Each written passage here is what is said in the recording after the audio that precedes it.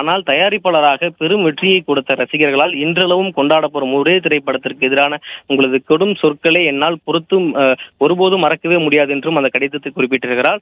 அதனால் ஏற்பட்ட காயமும் என்றென்றும் மாறாதும் எனவும் அதில் குறிப்பிட்டிருக்கிறார். அந்த படத்தின் வெற்றி உங்கள் உளவில் ரீதியாக வெகுவாசு பாதித்ததை சினிமா நண்பர்கள் மூலம் தெரிந்து கொண்டேன். பின்னர் சினிமா விழாக்களில் பிலிம்பேர், அதாவது 2016 நீங்கள் அதிருப்தி வெளிப்படுத்திய விதம் சாதாரண பார்வையாளர்களுக்கும் அதை நன்றாகவே புரிய வைத்தது என்றும் அந்த கடிதத்தில் குறிப்பிட்டிருக்கிறார்.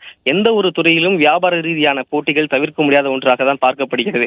ஆனால் எக்காரணத்தை கொண்டும் ஒருவர் இன்னொருவரின் தனிப்பட்ட வாழ்க்கையில் தலையிடக்கூடாது என்றும் அநாகரீகமான செயல்களை செய்வது உங்களை போன்ற பிரபலமான நடிகருக்கே ஆனாலும் தமிழ்நாட்டில் மக்கள் அதனை ஏற்றுக்கொள்ள மாட்டார்கள் என்றும் அந்த கடிதத்தில் குறிப்பிட்டிருக்கிறது. கடந்த காலத்தில் உங்களோடு பயணித்தவர்களின் வெற்றியடைந்த எந்த கோபமும் இல்லாமல் சமாதானத்துடன் ஏற்றுக்கொள்ள வேண்டும் என இந்த கடிதத்தின் வாயிலாக வேண்டிக் கொள்கிறேன் என்று அந்த கடிதத்தில் குறிப்பிட்டிருக்கிறார்.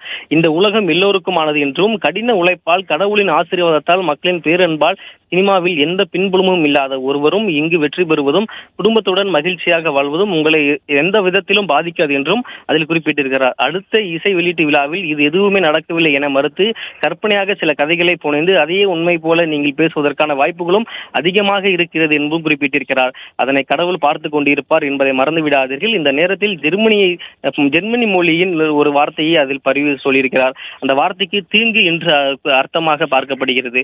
இந்த வார்த்தையை உங்களுக்கு அறிமுகம் செய்கிறேன் என்றும் அந்த வார்த்தையில் குறிப்பிட்டிருக்கிறார். அந்த அர்த்தத்தை தெரிந்து கொண்டு இனி யாருக்கும் அதனை செய்யாமல் பார்த்துக் கொள்ளுங்கள் என்று நடிகை நயன்தாரா அந்த கண்டனத்தை வெகு கடுமையாக வெளிப்படுத்தியிருக்கிறார். மகிழ்வித்து மகிழ் என்பதே உண்மையான மகிழ்ச்சி. கொண்டாட்டங்கள் நிறைந்த இந்த வாழ்க்கை எல்லாருக்குமானது என்றும் அந்த கடிதத்தில் குறிப்பிட்டிருக்கிறார். அதனை அடிப்படையாக கொண்டு நயன்தாரா வெகேன் தி ஃபேரி டைல் ஆவணப்படம் உருவாக்கப்பட்டிருக்கிறது.